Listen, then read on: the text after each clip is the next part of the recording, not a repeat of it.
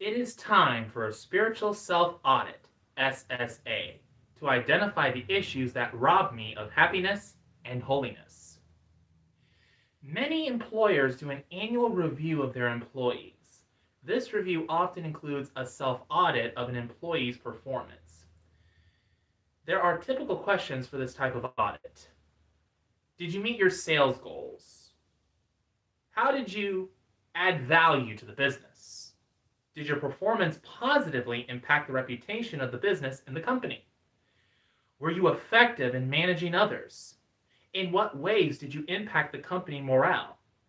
Employers use the self-audit process to help employees to continue to develop in their roles and to improve their performance in the business. Even professional sports teams do audits of team performance. Sometimes parents are forced to conduct a self-audit regarding their parenting skills. When a child comes home with a poor report card or a parent-teacher conference reveals misconduct of social ability issues, parents may need to adjust. Through self-analysis, a parent can discern the changes that need to take place in their parenting in order to guide their child toward a successful academic career. These self-audits can be both very positive and painful. Audits are common in all aspects of life, so why not a spiritual self-audit, SSA, for your soul? What is an SSA? This is an analysis of our individual performance in serving God. After all, we are in this life to serve Him, not to serve others. This analysis may identify issues that rob us of our happiness and holiness and may further indicate why we experience stress, fear, anxiety, and worry. An SSA requires thoughtful reflection on specific questions about our relationship with God and our daily actions.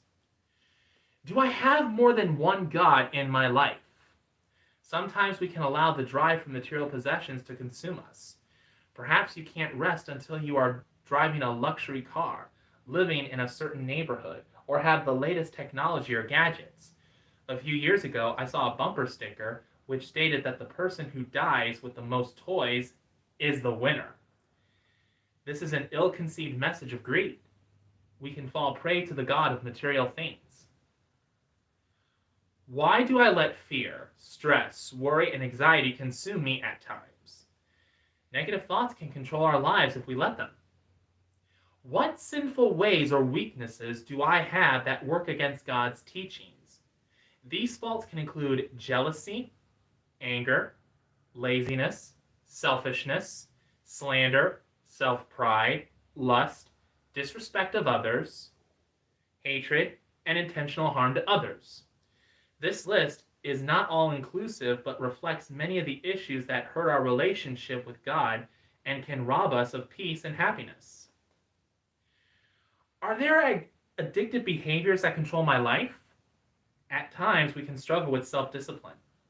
Excessive consumption of food or alcohol, the use of recreational drugs, or viewing pornography, to name a few, rob us of our natural joy in life.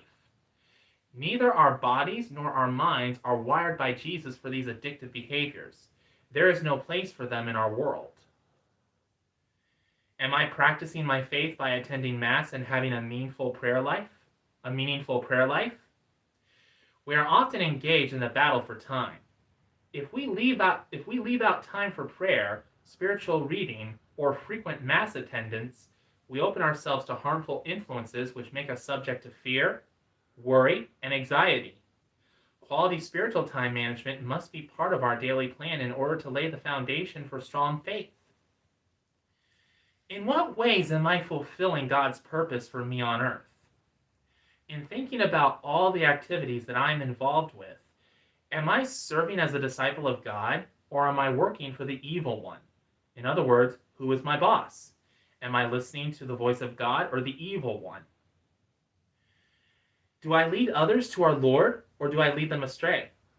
Often we don't realize that our selfish actions are observed and followed by those around us. If we are practicing Christian values in the things that we do, we bring others closer to our Lord. By contrast, inappropriate conduct leads us and others in the wrong direction, works against our faith, and brings us closer to the evil one.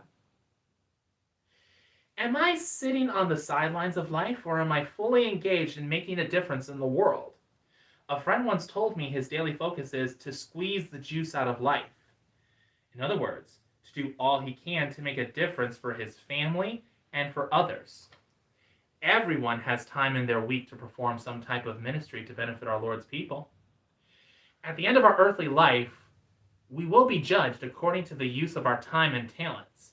Will God say, "Well done, good and faithful servant, come share your master's joy," Matthew chapter 25, verse 23? Or will he say, "You wicked, lazy servant, throw this useless servant into the darkness outside, where there will be wailing and grinding of teeth," Matthew chapter 25, verse 26 and verse 30. Judgment day will come for all of us, when we will be face to face with God. When we see him, we want to see a smile on his face, acknowledging that we have served him well. It is time for each of us to do an SSA so that we can identify the weaknesses in our lives and correct them. We can't afford to procrastinate in doing an SSA. It takes only 10 to 15 minutes, time we could all find perhaps by giving up social media or television for just one night. When our time in this life is over, we want God to say, "Well done, my good and faithful servant. Come, share your master's joy." Listed below are the issues to consider in your SSA. Check the issues that rob you of your happiness and holiness. Each issue corresponds to a chapter in part 2 of this book that addresses the concern. Is my faith in doubt? What sinful ways, vices, or weaknesses do I have that work against God's teachings, such as jealousy, laziness, gluttony, hatred of others, substance abuse, slander, anger, lust, or disrespect towards others? Is my suffering managing me, or am I managing it? Do fear, stress, worry, and anxiety consume me at times? How do I handle conflict and adversity? Am I self-disciplined? Do I spend my money my way or God's way? How do I react when anger rears its ugly head? Does my self-pride make me think that I am better than others? Is it a challenge for me to forgive others? Am I selfish, thinking about myself and not others? Does poor spiritual time management limit my practice of the faith? Do I focus more on my earthly retirement goals than on my goal of eternal salvation? Now that you have checked off the issues that negatively affect you, go to the chapters in part 2 that analyze them. Consider reading the other chapters in part 2 that you didn't check off, as they may also be of help to you. Spiritual excellence.